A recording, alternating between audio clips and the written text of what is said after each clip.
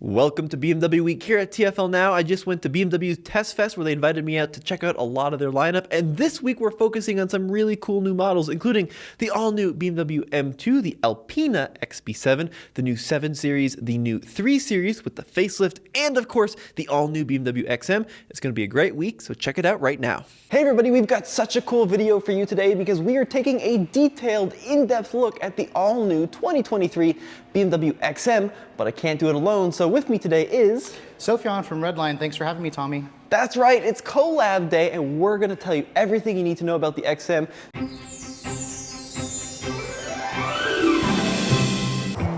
It took a while to get up here. We started out around 1959. But we didn't do all that just to get here. We did it to give you a truck that'll take you anywhere. This is the new Nissan. So let's start out by talking about this new name, XM. This is the first ever electrified M car, but what's interesting about it is it's not an X5M or an X6M or an X7M, it's simply called XM.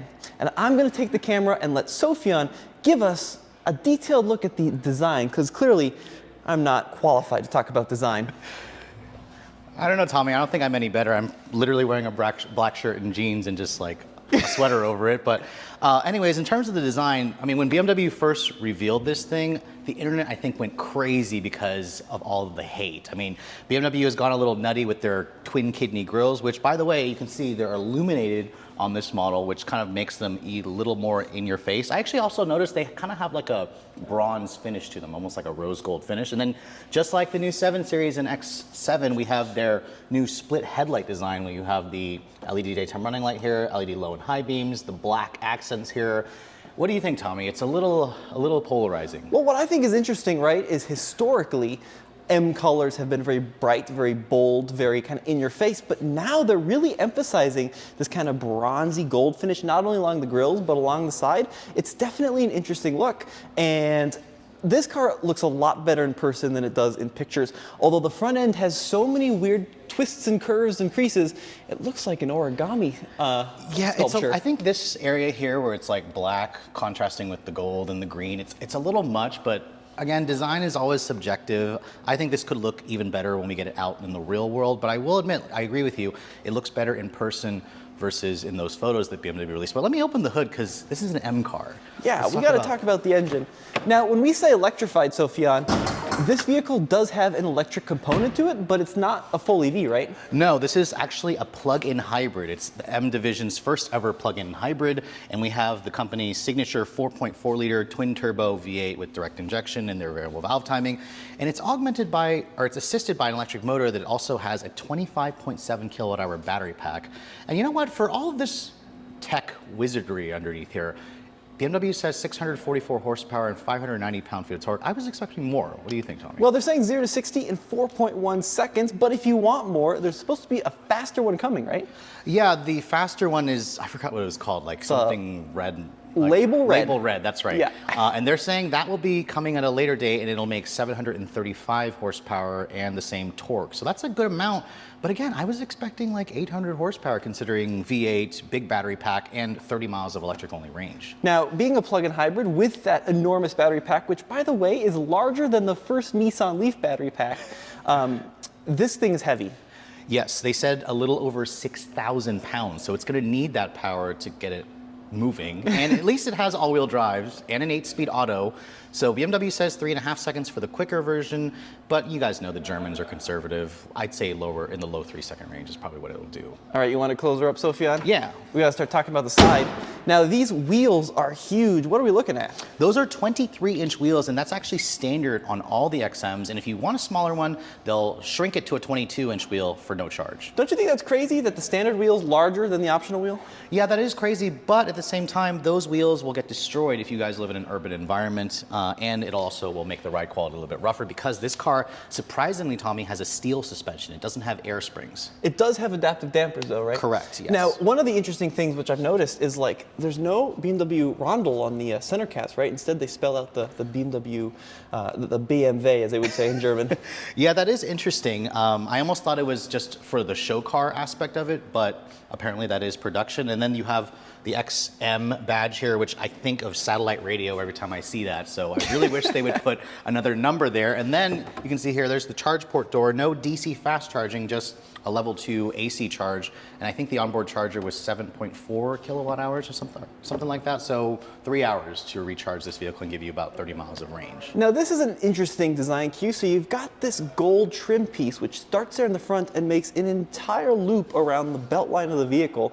Very, very unique. But one thing I was interested in is that this car has conventional door handles, unlike the BMW iX, which is their full electric, which doesn't. You know, that is surprising, and I actually think I prefer these because I don't like the door handles on the iX or the i4, because sometimes I found they were awkward. If you were like in a rush, you'd slip and you'd miss them, but this is just kind of refreshing how it's conventional. And I have to say, Tommy, I'm glad you pointed that out because that is weird to me. I've never seen a trim piece here. Usually it's around the lower part of the window belt line, so. Pretty funky. Yeah, let us know in the comments if you guys like that. It's definitely different. Now, if you're familiar with the BMW lineup, you know that there's the fully electric BMW iX, and there's a version of that car called the M60, but this, they're claiming, is a full M car, right? It's not like an M Performance Group. Correct. So it does have the M-style mirrors, as you can see there, which has been a signature of the M brand for a lot of years.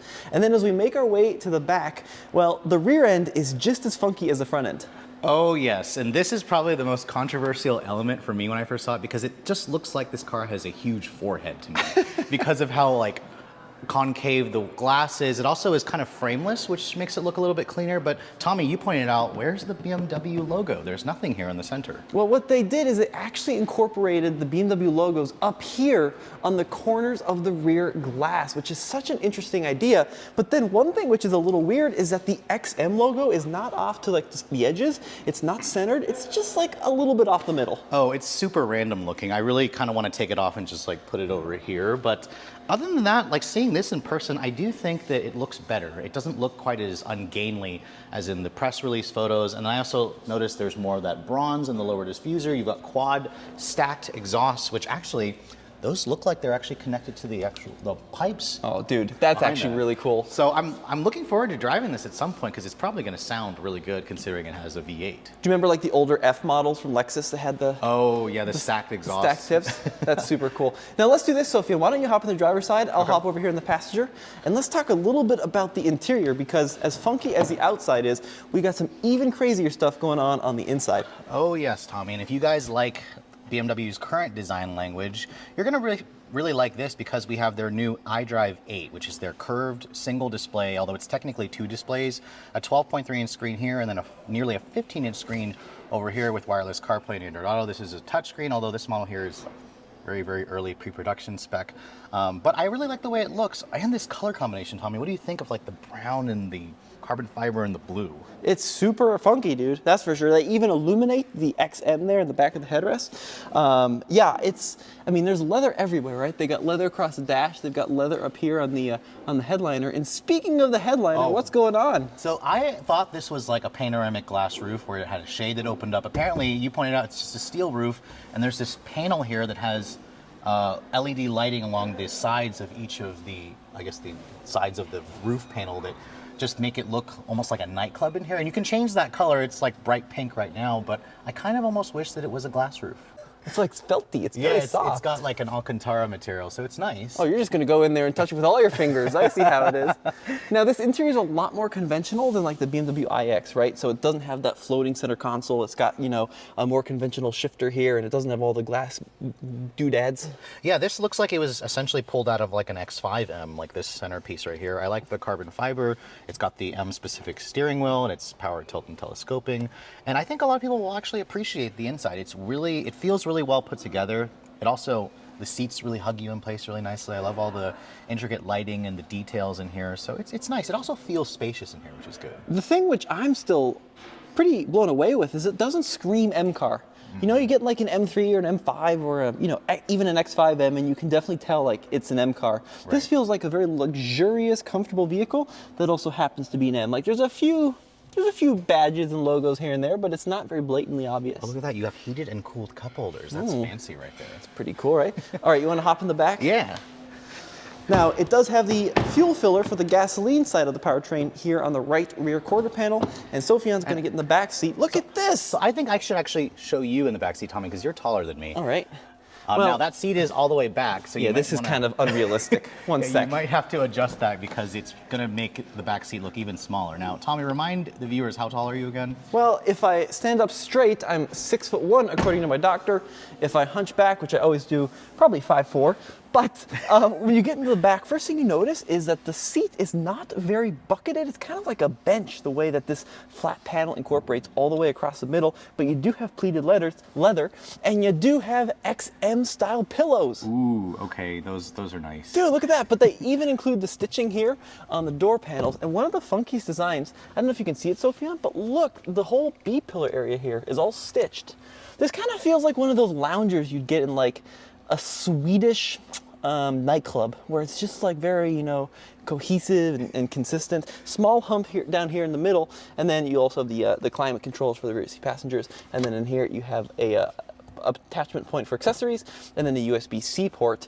I like the speaker grills, by the way, the Bowers & Wilkins. Oh yeah, and they're also grills. lit up too. That looks pretty cool. It's pretty cool. Look at that door. Look how much is going on in the door panel.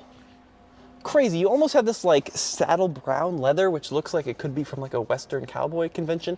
And then you've got green leather, and then you've got, you know, like aluminum bits and all sorts of extruded metals. Like, there is a lot of design going on here, and I think for the most part they did a really good job. Let's go ahead and check out the trunk. Now, in the back of the XM, of course, you have a power lift gate, and when that glides open, you'll notice accessories, baby.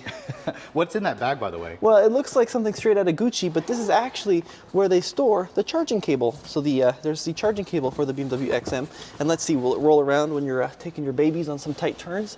No, it feels pretty good. Okay. One thing I am noticing though, let's see, does the floor come up at all, or is this fixed in place? Oh, very interesting. So it doesn't appear that there's any underfloor storage. And then we've got these panels here. I'm just breaking their concept car. There's panels here for like the fuse panels. And then of course you got your view blocker, which would come off, and that incorporates up here into the lift gate as well. But what about pricing, Sofian? What does this thing start at? Well, apparently it's going to be on sale, like you said, in the second quarter of 2023, so next year, and it's going to start at around $159,995, so just under 160 grand. And what do you think this vehicle competes with? BMW says it's going to compete with cars like the Lamborghini Urus, Porsche Cayenne Turbo GT. What else would it compete with? The Aston Martin? That's right, the Aston Martin DBX Yep. SUV. So it's a pretty competitive set. Yeah, those are a lot of high-end vehicles to play with, and those cars, like if you look at the Aston, probably 250, 300,000, so double the price. Now, what I think is interesting is that this model is not being incorporated into the usual X family. It's not being labeled as a number, which, you know, for someone like me who's a little bit nerdy, that's like, where does it fit? Where does it live? But maybe this is going to be the future of the brand, and certainly maybe they want to differentiate the electrified side of their powertrains versus their gasoline side. But overall, Sofian, are you impressed? You know, I am more impressed with it seeing it in person. I'm looking forward to driving it, and maybe just like other BMWs, it will drive quicker than its numbers would suggest. All right, guys, well, you have to stay tuned to Redline Reviews on YouTube, TFL on YouTube as well, and thank you so much for watching. We'll see you in the next video. A little high kick there to finish it off. This is the ultimate sleeper of the early 2000s, and it's for sale right now over at TFLbids.com. Yeah, this is my 2003 Passat W8 with a 6-speed manual, and it's one of only 2 in indigo blue with the tan leather. And wait till you hear what it sounds like.